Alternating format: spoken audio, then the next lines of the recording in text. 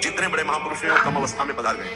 आदि गुरु भगवान शंकराचार्य भी बड़े बड़े महापुरुषों को। आपको स्पष्ट कह रहा हूं, मानो तो मानो, नहीं तो ट्रेन छूटी। ये केवल अनुग्रह वायु, केवल अनुग्रह वायु चीख के कह रहा हूं, पकड़ लो पकड़ लो। मैं बाद में केवल हाथ मलते रह जाओगे, केवल कृपा ही है, कृपा। ये शरीर नहीं बोल रहा है, पकड़ लो। ये केवल कृपा है जो तुम्हें भगवत प्राप्ति कराने के लिए। रोज हम एक संकेत दे रहे हैं, अगर पकड़ पा रहे हो। बहुत कम समय के लिए अवसर मिला है, जिसे तुम वर्षों मान रहे हो, ऐसे चलेंगे ऐसे चलेंगे। इसलिए बहुत सावधान होकर जो सत्संग सुन रहे हो, कर लो भगवत प्राप्ति। तैयार केवल तुम्हें होना है भगवत प्राप्ति, तो इष्ट और गुरु कराएंगे। केवल तैयारी तुम्हारी है। अगर चूक कर गए, आपसे सच्ची कह रहे हैं, इस समय इसमें कोई जीवात्मा नहीं बोल रही। तुम्हें बात समझ में, जैसे भूत का आवेश होता है ना, तो झाड़ने वाला कहता है ये भूत बोल रहा है।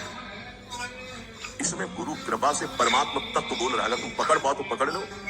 खुला तुम्हारे कल्याण की बाजार लगी है, ये बाजार लग गई कल्याण की। इसमें कोई साधक नहीं बोल रहा है, इसमें कोई जीवात्मा नहीं बोल रहा है। या हम इसलिए परिचय दे रहे, पकड़ पाओ तो पकड़ पाओ।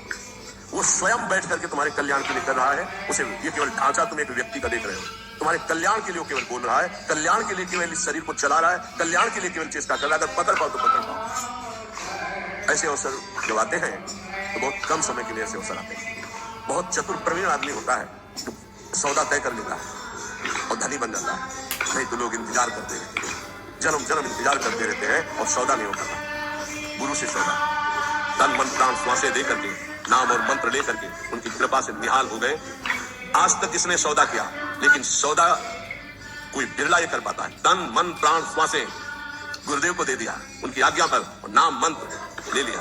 उसके प्रभाव से भगवदानंद में डूब गया। नहीं समझ, नहीं समझ।